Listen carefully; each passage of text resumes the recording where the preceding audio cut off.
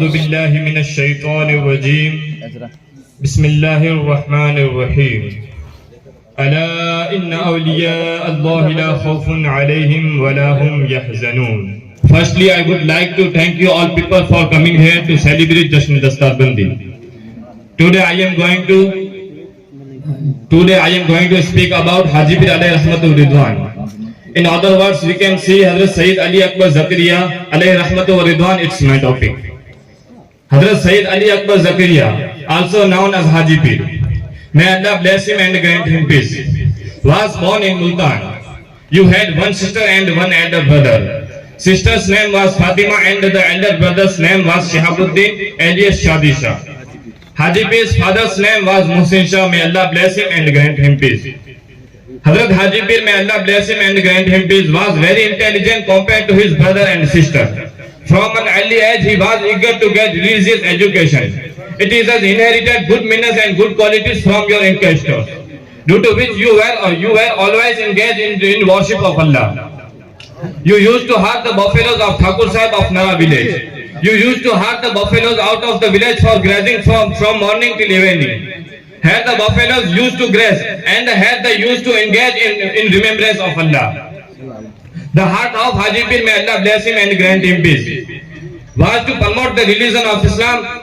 More and more people should accept Islam and obey the commands of Allah.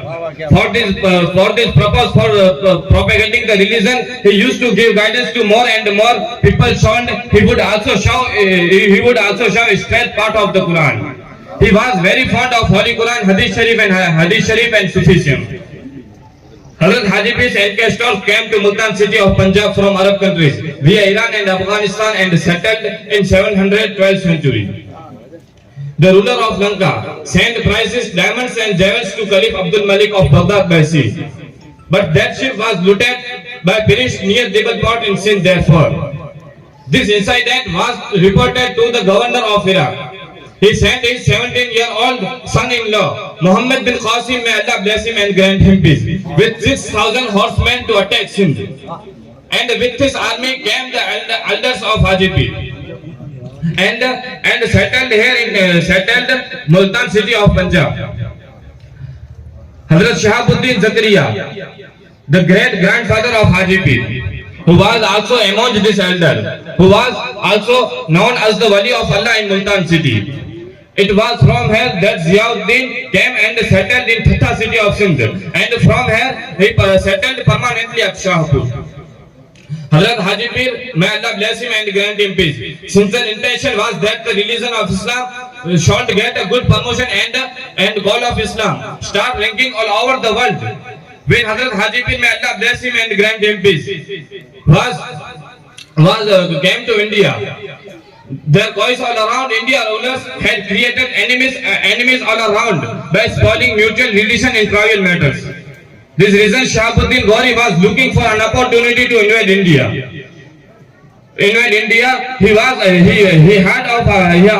Was looking for an opportunity to invade India. Shahabuddin Gauri invaded India and intoxicated by his victory over Multan.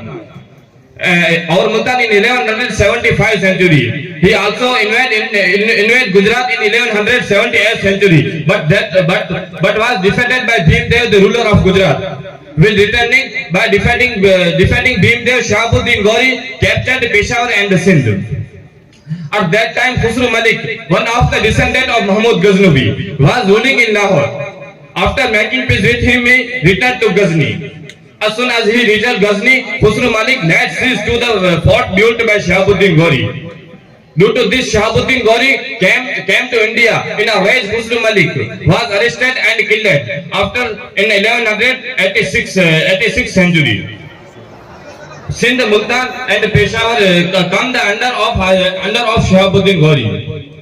Now I am going to finish my topic. May Allah, thanks for listening me. May Allah bless you. Assalamu alaikum wa rahmatullahi ta'ala wa barakatuh.